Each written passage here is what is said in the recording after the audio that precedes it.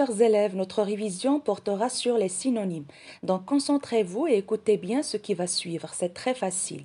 Les synonymes sont des mots qui ont presque le même sens ou un sens très proche. Voyons, mes chers élèves, quelques exemples. Vous allez remarquer que les synonymes sont toujours de même nature. Exemple, un vélo est un nom commun.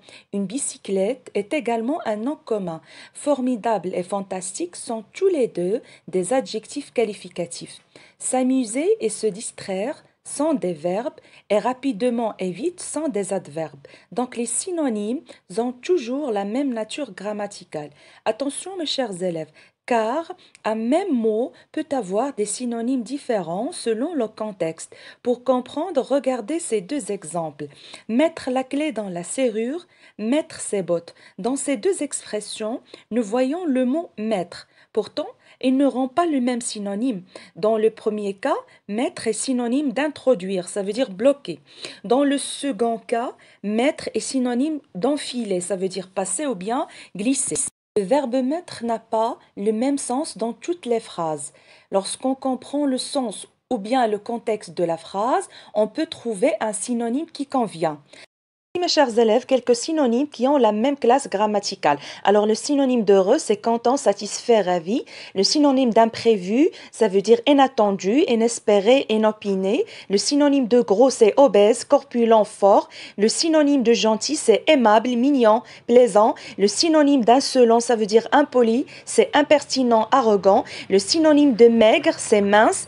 Le synonyme de paresseux, c'est feignant. Le synonyme de propre, c'est net. Le synonyme du curieux, ça veut dire une personne qui cherche à connaître ou bien à savoir les choses, c'est indiscret. Le synonyme de exact, c'est vrai, correct, véritable, véridique, sincère. Le synonyme de cher, c'est coûteux, onéreux, ruineux. Apprenez, mes chers élèves, ces vocabulaires. Le synonyme de abominable, ça veut dire très mauvais, c'est détestable, exécrable. Le synonyme de large, c'est spacieux, c'est vaste. Le synonyme d'amusant, c'est divertissant, plaisant, réjouissant, comique. Le synonyme de charmant, c'est ravissant, séduisant, fascinant, attrayant. Le synonyme de beau, c'est joli, magnifique, admirable, merveilleux, splendide, sublime. Le synonyme de chaud, c'est torride, c'est brûlant, chaleureux. Le synonyme de délicieux, c'est exquis, savoureux. Le synonyme de difficile, c'est ardu, pénible, dur. Le synonyme de désagréable, c'est déplaisant, ennuyant. Le synonyme d'effroyable, ça veut dire affreux, horrible. Le synonyme de frais, c'est froid, frisqué, glacial. Le synonyme de fragile, c'est délicat, frêle. Le synonyme de laid, c'est affreux, hideux, moche, horrible. Le synonyme de petit, c'est minime, minuscule, exigu. Le synonyme de peureux, c'est craintif, lâche, dégonflé. Le synonyme de sale, c'est malpropre, répugnant, dégoûtant, crasseux. Le synonyme de rare, c'est unique, inhabituel, inaccoutumé, exceptionnel. Le synonyme de triste, c'est mélancolique, maussade. Très bien, mes chers élèves. Bien, mes chers élèves, et maintenant, nous allons parler des antonymes ou bien les contraires. Alors, qu'est-ce qu'un antonyme? Un antonyme est un mot qui veut dire le contraire ou l'opposé. Mais vous faites attention, mes chers élèves, les antonymes doivent toujours garder la même nature grammaticale, c'est-à-dire, ils appartiennent à la même classe grammaticale. Donc, le contraire d'un nom est un nom, le contraire d'un verbe est un verbe, le contraire d'un adjectif est un adjectif, le contraire d'un adverbe est un adverbe. Partons maintenant pour voir quelques exemples. Alors, grand, c'est le contraire de petit. Grand et petit appartient à la classe grammaticale des adjectifs. Beau, c'est le contraire de laid. Ce sont deux adjectifs. Méchant, c'est l'antonyme de gentil. La nature grammaticale, ce sont deux adjectifs. Court et lent, ce sont deux antonymes. Leur nature grammaticale, ce sont des adjectifs. Alors, rapide, c'est le contraire de lent. Ce sont deux adjectifs de sens contraire. Alors, pauvre, c'est l'antonyme de riche. Plein, c'est le contraire de vide. Alors maintenant, passons, mes chers élèves, à une nouvelle classe grammaticale. Ce sont les verbes. Exemple, allumer, c'est le contraire d'éteindre. Vrai, c'est le contraire de faux. Ce sont deux antonymes. Ils appartiennent à la même catégorie grammaticale. Ce sont deux adjectifs. Froid, c'est le contraire de chaud. Fort, c'est le contraire de faible. Passons maintenant, mes chers élèves, à une autre classe grammaticale. Ce sont les noms. Exemple, jour, c'est le contraire de nuit. Ce sont deux noms. Remarque très importante, mes chers élèves. Parfois, on peut avoir l'antonyme d'un mot en rajoutant des préfixes au radical. Je tiens à vous rappeler que le préfixe est un petit mot placé devant le radical pour former un autre mot. Allons-y maintenant, on va voir quelques exemples. Alors, heureux, c'est le contraire de malheureux. Ce sont deux antonymes. Heureux, c'est le radical, c'est la partie inchangée du mot. Mal, c'est le préfixe qu'on a ajouté au radical, heureux, pour former un autre mot avec un autre sens. La même chose pour possible et impossible. Ce sont des mots de sens opposé. Ce sont des contraires. On a ajouté le préfixe un pour trouver l'antonyme. Propre et malpropre sont des antonymes. On a ajouté le préfixe mal pour trouver un autre mot avec un autre sens. Voici, mes chers élèves, quelques exemples des contraires. Alors, le contraire de monter, c'est descendre. Le contraire de autoriser, c'est interdire. Accepter, c'est le contraire de refuser. Maigrir, c'est l'antonyme de grossir. Construire, c'est l'opposé de détruire. Chuchoter, c'est le contraire de crier. Ouvrir, c'est l'antonyme de fermer. Nettoyer, c'est le contraire de salir. Plier, c'est le contraire de déplier. Intérieur, c'est l'antonyme de extérieur. Derrière, c'est le contraire de devant. Sur, c'est le contraire de sous. En haut, c'est le contraire en bas. Tôt, c'est l'antonyme de tard. Jamais, c'est l'antonyme de toujours. À droite, c'est le contraire de à gauche. Par-dessus, c'est l'antonyme de par-dessous. Vieux, c'est le contraire de jeune. Vide, c'est le contraire de plein. Rapide, c'est le contraire de lent. Beau, c'est l'antonyme de laid. Haut, c'est l'antonyme de bas. Noir, c'est le contraire de blanc.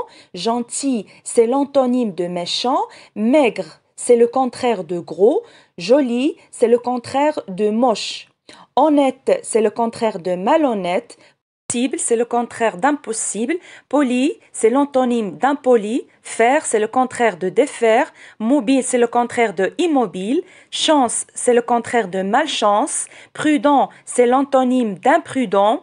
Gonflé, c'est l'antonyme de dégonflé. Sain, c'est le contraire de malsain. Chers élèves, une autre liste des antonymes à apprendre. Loin, c'est le contraire de près. Solide, c'est l'antonyme de fragile. Peu, c'est le contraire de beaucoup. Facile, c'est le contraire de difficile. Juste, c'est l'antonyme d'injuste. Lent, c'est le contraire de court. Peureux, c'est le contraire de courageux. Lisible, c'est le contraire d'illisible. Poli, c'est le contraire d'impoli. La fin, c'est le contraire de le début. Jeune, c'est l'antonyme de vieux. Aimer, c'est le contraire de détester. Accepter, c'est l'antonyme de refuser. C'est le contraire de reculer. Absent, c'est le contraire de présent. Sale, c'est le contraire de propre. Silence, c'est le contraire de bruit. Gentil, c'est le contraire de méchant. Gros, c'est le contraire de maigre. Léger, c'est le contraire de lourd. Rapide, c'est le contraire de lent. Fermé, c'est le contraire d'ouvrir. Pauvre, c'est le contraire de riche. Voici, mes chers élèves, quelques exemples avec leurs illustrations. Froid, c'est le contraire de chaud. Fort, c'est le contraire de faible. Fermé, c'est le contraire d'ouvrir. Entrer, c'est le contraire de sortir. Mettre, c'est l'antonyme d'enlever. Allumer, c'est le contraire d'éteindre. Broncher, c'est l'antonyme de débrancher. Jeune, c'est le contraire de vieux. Derrière, c'est l'opposé de première. Grand, c'est l'antonyme de petit. Lent, c'est le contraire de court. Trouver, c'est le contraire de perdre. Facile, c'est le contraire de difficile. Se coucher, c'est le contraire de se lever. Sale, c'est le contraire de propre. Vrai, c'est le contraire de faux. Sèche, c'est l'antonyme de mouiller. Monter, c'est le contraire de descendre. Très bien.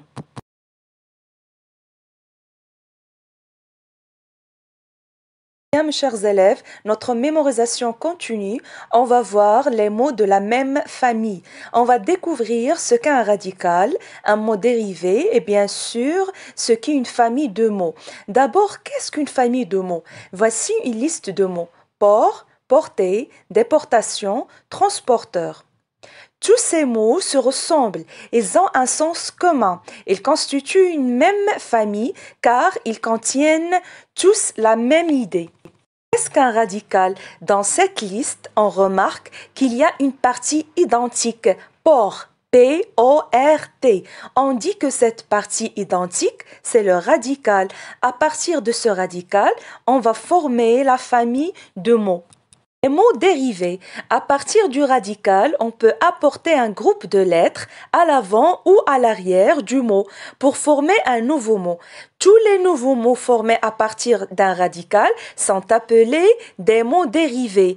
Une famille de mots donc se forme à partir d'un radical auquel on ajoute des parties à l'avant ou à l'arrière pour former des mots dérivés.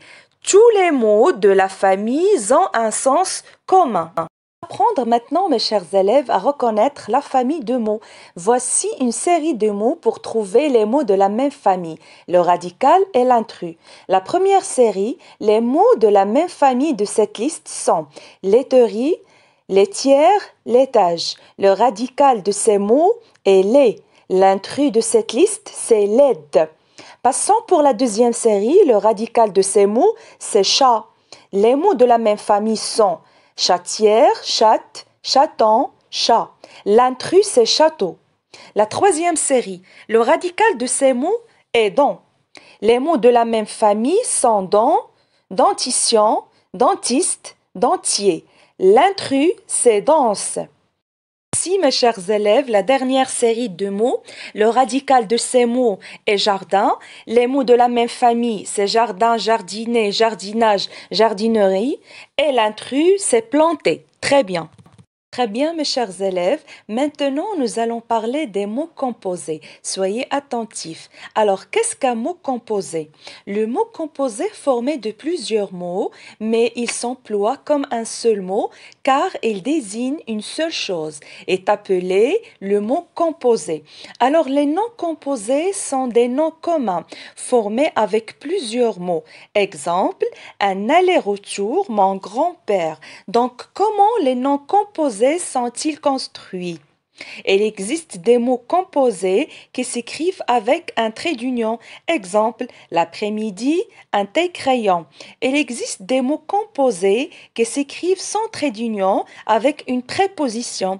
Exemple, tout de suite, une pomme de terre. Rarement on trouve des mots composés qui s'écrivent avec trait d'union et avec une préposition. Exemple, un arc-en-ciel, le garde-à-vous. Mes chers élèves, quelles sont les formes des noms composés? Les mots composés peuvent être formés d'un verbe et d'un nom. Exemple, un porte-manteau.